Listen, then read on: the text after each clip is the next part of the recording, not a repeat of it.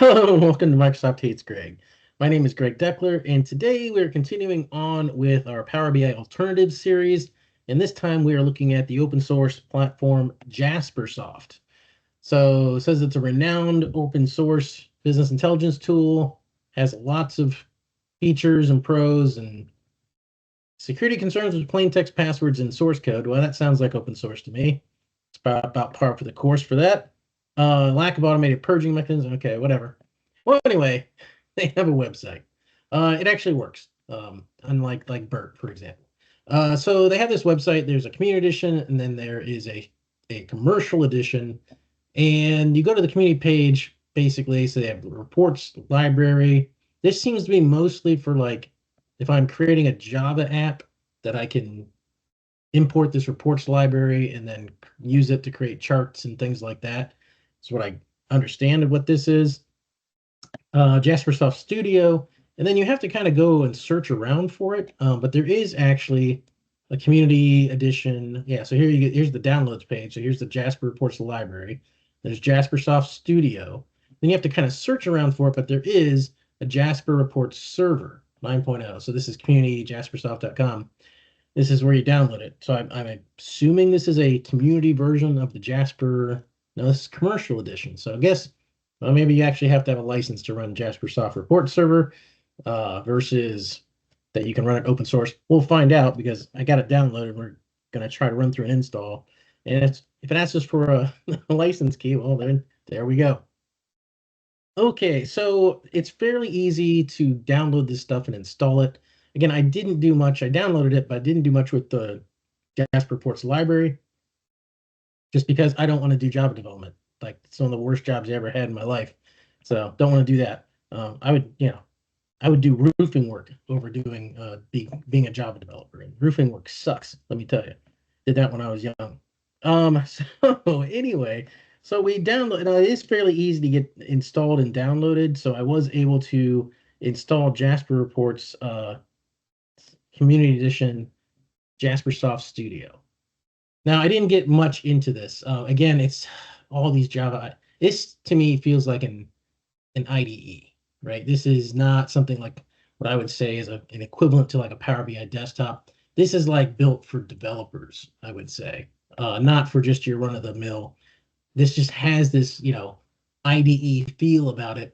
This would be something that a developer would be comfortable in, but not your typical business user. And to the point where, again, with these stupidly small icons, right? I mean, it's like they took the Eclipse code and just like, well, we'll use the Eclipse code and we'll just build an IDE for Jasper Report Studio on it because and build it so that we assume that everyone has a screen resolution of 1024 by 768, and we won't account for the fact that technology and monitor technology has improved by leaps and bounds since 20 years that we really first actually wrote this code. So anyway, it's just super annoying. And they say, I mean, this is the thing, open perspective. I mean, this seems so Eclipse-like to me. That's the first thing I thought of when I opened up this. Whoop, where'd it go? When I opened this product, right, is that it seemed like a Java developer, oh, that's cute. Can only do, well, there we go. There. Anyway, so then I think what I was trying to do is like, as you can say, like new data adapter. So I guess this is how you get data into this thing. And it just doesn't seem like they have a lot of things you can do with the data. Like they have a JDBC connection to some database, CSVs, hibernate sessions. It's all JSON, XML, XMLA, right? Modrion, Microsoft, they do have Microsoft Excel, so they got that. But everything else just seems, again, every sense that I get about that from this product is that it's for a developer. I guess I could maybe go along and say a CSV file next, and then a file. Can I actually get it from my file system? Go down here, data, avocado. What do I have to do with this thing? Get column names from the first row. Okay, so it's got the column names for what I can say. Doesn't give me an X I can finish. So I can finish. Okay, well, there they are. There's my data adapter, but I'm assuming that I have to then do something else with it and something else, and eventually, I may revisit this product because it does have, it is open source and stuff, but the whole developer bent to this just immediately kind of puts me off a little bit as far as it being a true alternative to Power BI. Is this something that, I'm sure that developers could create reports in if they got familiar with this and all of that, and then publish it out to a Jaspersoft server, probably. But would it really be the same as like Power BI and that? I don't know, but might take a closer look at this in the future. I'm also kind of curious as to, they do have a specific Windows version for this Jaspersoft Studio, and they have a specific Jasper Report server, not a commercial version, I guess. Do you accept this license? Sure, I do. Install all components and samples. Sure, why not? Oh, it's going to install it in the root. That's cute. You want to use Chromium. When you export reports and dashboards to PDF and other formats, if you don't have Chromium installed, you can download Chrome or Chromium using the links below. What if I don't want to use it? Is it? Well, sure, we'll use Chromium. Whatever.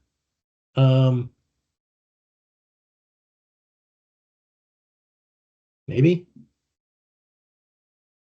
I don't know if I don't know if I have Chrome installed or not. Oh well. We'll see what this thing does. Anyway, so I mean, I've been thinking about this in terms of, I want to go revisit what I was talking about in the last video on this series, which is what is Power BI, right? In terms of, and one of the things I meant to cover in the last one, but I didn't, was the visuals and their interactivity, the kind of modern visuals that you have. And I go back and forth on this one quite a bit in terms of how important, like the more modern visual experience is. I think that it's something that's cool and demos well. But is it more something that is a parlor trick, right? It's something that's flashy and cool, but is it really useful? And I say that, and I'm not saying it is or it isn't, but there's an argument to be made that it is. There's an argument to be made that it's not, and that it's not super intuitive for people to click on something and then have the other charts change and things like that. I mean, it's like when you first see it, right? It's like, oh wow. But are people really doing that a lot? Or are they really just selecting stuff from slicers and then they get, oh, something popped up here on my screen, doing something. Maybe we should go check the install. Oh, that is the install. It switched from wait, no. Here. Okay, it's still installing. So, oh, it went away. Let's put that over here. We'll just keep an eye on it. So again, are people really interacting with reports that way? I mean, I guess I'm sure they are, but is it like 20% of people do that? Is it 5% of people interact with reports that way in this kind of self-service capacity? Is it really that important? There's probably an argument made for and against that. Like business users don't want to waste their time, right? Going in there and having to click, click, click, click, and configure this filter. They just want to have, just give me the information I need, right? Maybe I can select this slicer or something like that to get me into the particular information that I care about. But if you're not getting me the information, right off the bat, where I can just bring up the report, boom, that's what I have, then you haven't done a very good job as a report developer, right? There is that argument to be made, which I know probably some people's heads are exploding right now, right? But the converse to that is that it is important because now you don't have to build a report for every single filter, right? And so now, instead of, hey, I need this report, and you have to wait for 6 months to get the report, and then, it doesn't matter because, that use case is long since gone, and that meeting that you needed that stuff for is long since gone, right? It allows the user to go in there and say, do some click, click, click, click, and get the report that they need. right? And that's what all this self-service is all about. But again, I think it goes back to use cases in that, you know, maybe paginated reports, like I can kind of brush them off when I saw like Pentaho and stuff. It looked like just a cheap knockoff of SSRS paginated report builder, right? But maybe paginated reports are really what everyone, that's all anyone really needs.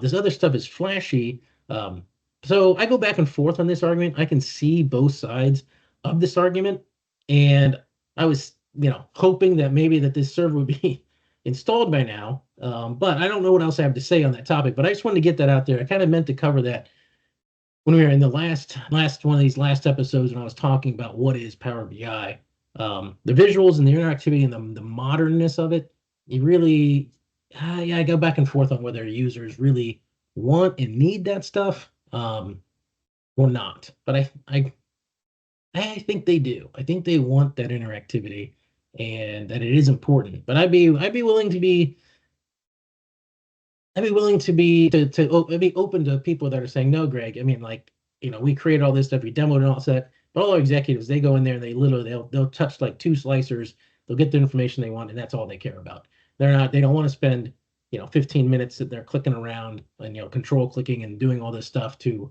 select multiple things, and they don't want to do all those drill down crap and all this other stuff in terms of interact with the report because they just want to get in the report, look at it, and get the information they want, and then move on with their lives. Right? That's all they care about. So, I don't know. It's an interesting, something interesting I've been thinking about quite a bit lately. Which then, if that is the case, right, then you have the visual interactivity is meaningless, right? If it really is the case that users just want to get their data, they don't care about that interactivity, right? And then you have your people telling you, like the Power BI experts out there, they say don't do complex DAX. Like your DAX should be simple. It should be just sums and averages. And if you're making DAX more complicated than that, then you have a crappy business. You have a crappy semantic model that you've built, right? And the same goes for Power Query, right? If you're doing a bunch of transformations in Power Query, then you're stupid and you're an idiot and you're ignorant. And you're not a BI professional because you should be pushing that stuff all up to the source. And that so it really makes like one, two, three out of the six things that make Power BI what it is, right? It makes them meaningless and worthless, right? Which is an interesting concept to me. But I do think that this is the saving grace really of Power BI. One, I do think the local data model is one of the fundamental aspects of what makes Power BI tick. It makes people like Power BI is the speed of it, right? Whereas in a lot of these other tools that I've kind of played around with, right? It's an Achilles heel of those systems that they just aren't fast. They're just things time out. It's just terrible experience, right? So I think the saving grace of Power BI really is the self-service, the ability for me as an individual to spin it up, connect to some Excel spreadsheets, do some bunch of complex data transformation, write a bunch of complex DAX, because maybe I'm not an expert in semantic modeling and this and that, right? And then put these visuals together and do analysis by clicking through it, right? It serves that use case of the individual user, but then it can also serve the enterprise use case where this is terrible, and this does not matter, right? I think, that's kind of way I see Power BI and that sort of thing. So just wanted to kind of get those thoughts out there as well to kind of follow up on the last video in this series. So this thing is still installing. So it's still going. So maybe I'll do another video on Jaspersoft. This is taking forever. I'm not going to sit around and bore you guys with watching this paint dry as this thing installs. If something notable happens after I get this server installed and maybe I play around with Jaspersoft enough to actually create some kind of report with it and then publish it to the server, you guys let me know if you guys want to see it. I'm not sure if I'm going to take this one any further, just because of it has that developer feel to it. That doesn't seem to me like that really meets the needs for like the business use case. Maybe it can definitely meet the enterprise use case, but at that point, I'm not sure if it's a true alternative to Power BI or not. So anyway, that's all I had for this video. Hope you enjoyed it, and I'll see you next time.